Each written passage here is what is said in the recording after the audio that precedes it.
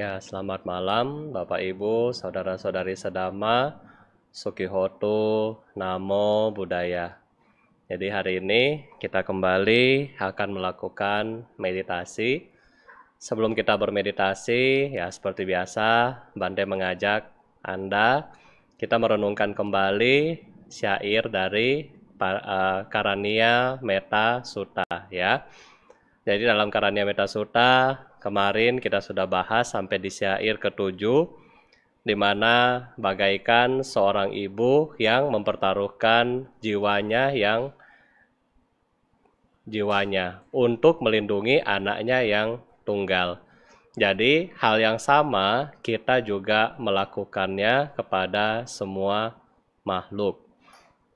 Ya, jadi dalam beberapa saat nanti ketika meditasi, hal yang sama kita akan lakukan kepada semua makhluk, ya. Kita akan menganggap ya semua makhluk ini seperti anak kita sendiri. Jadi jangan sampai musuhnya masih banyak, ya.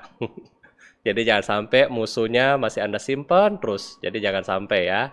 Jadi kita harus tahu bahwa ya semua makhluk ini bagaikan anak kita sendiri, ya. Jadi kita harus menyayangi dia seperti anak kita sendiri, ya. Dan syair berikutnya adalah kasih sayangnya, ya kan, ke segenap alam semesta. Dipancarkannya pikiran itu tanpa batas, ke atas, ke bawah, ke sekeliling, tanpa rintangan, tanpa benci dan permusuhan. Nah, jadi Bapak Ibu, cinta kasih yang kita kembangkan ini kita kemudian pancarkan ke segenap penjuru, ya. Buddha bilang ke atas. Ke atas di sini bukan di atasnya Bante, bukan, ya. Bukan ini karena ini ruko, jadi ini di atas, bukan. Tetapi di atas di sini mungkin adalah makhluk-makhluk yang lebih tinggi dari kita. Misalnya para dewa, asura, ya. Ke bawah makhluk-makhluk yang lebih rendah daripada kita, misalnya hewan, peta, alam neraka, dan ke sekeliling ini siapa? Ke sekeliling ini adalah kepada manusia, sesama manusia. Jadi kita pancarkan ini tanpa rintangan, tanpa benci dan permusuhan. Tanpa rintangan di sini adalah rintangan apakah kita lihat sekarang, ya seperti yang terjadi di beberapa berita, ya, kita lihat bahwa sekarang lagi sibuk juga tentang rasial. Jadi rintangan-rintangan di sini bukan berdasarkan rintangan ras, suku, agama, dan sebagainya. Tetapi tanpa rintangan di sini adalah kita memancarkan cinta kasih kita ini kepada semuanya tanpa terkecuali. Jadi nggak boleh, yang semoga semua makhluk berbahagia kecuali dia, nggak boleh, ya. Semoga semua makhluk berbahagia kecuali musuh saya, nggak boleh, ya. Jadi semua makhluk berbahagia adalah semua makhluk. Jadi nggak ada kecualinya, ya. Di sini disebutkan tanpa rintangan, tanpa benci, dan tanpa permusuhan. Oleh karena itu, bagi yang masih merasa susah untuk nanti di metode ketiga, usahakan, ya Bapak Ibu, usahakan ya kita latih terus. Kita memang benci sama dia, tetapi yang kita benci kita benci dia? Karena dulu sebenarnya kita suka sama dia, ya kan? Kita suka sama dia, mungkin dia adalah mantan pacar Anda, kekasih Anda, mantan istri atau mantan suami, ya kan? Nah, kemudian sekarang berubah karena anicca. Nah, karena berubah inilah Anda nggak terima. Dari situlah Anda marah. Ya kan? Dulu teman baik, kemudian sekarang marah. Nah, dari marah inilah yang kita harus hapuskan. Dulu kita berteman sama dia. Kenapa? Karena dia adalah orang yang baik.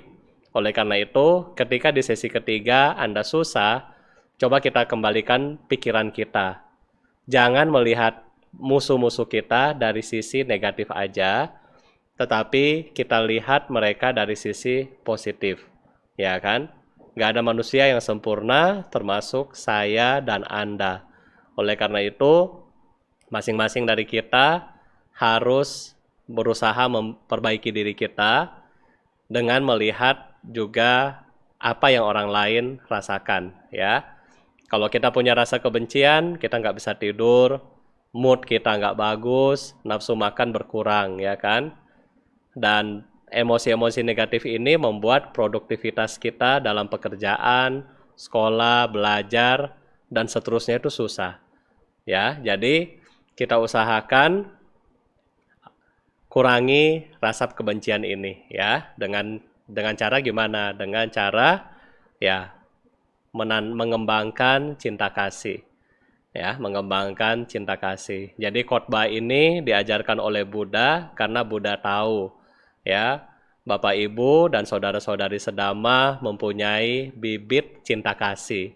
Sekarang kita tinggal mengembangkan cinta kasih ini kepada semua makhluk.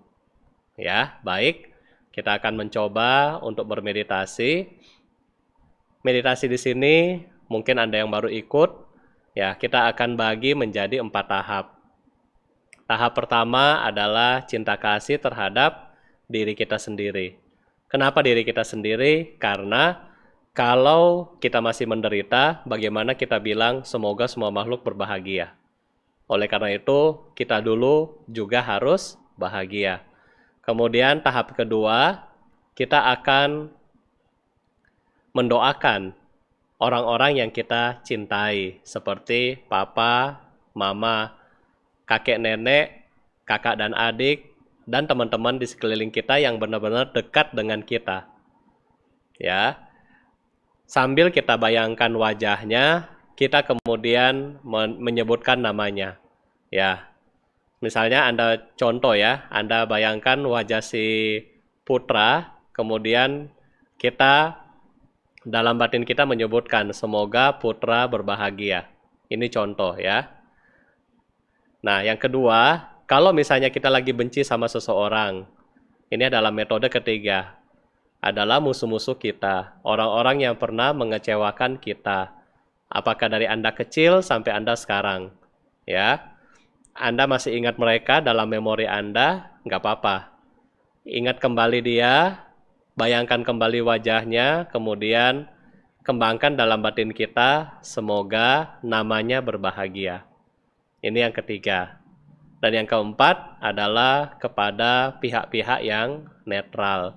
Yang kita nggak kenal, ya mungkin Anda ketemu di pasar, di bus, ya kan, dimanapun Anda ketemu. Nah, kita kembangkan dalam batin kita, semoga mereka berbahagia. Semoga mereka berbahagia.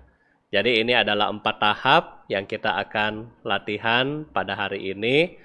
Nah, sebelum Anda mulai latihan pada hari ini, Bante mau kasih nonton film. Jadi film ini semoga menginspirasi Anda bahwa tidak ada perjuangan yang sia-sia, termasuk tidak ada meditasi yang sia-sia. Ya, baik, Anda silakan nonton film ini.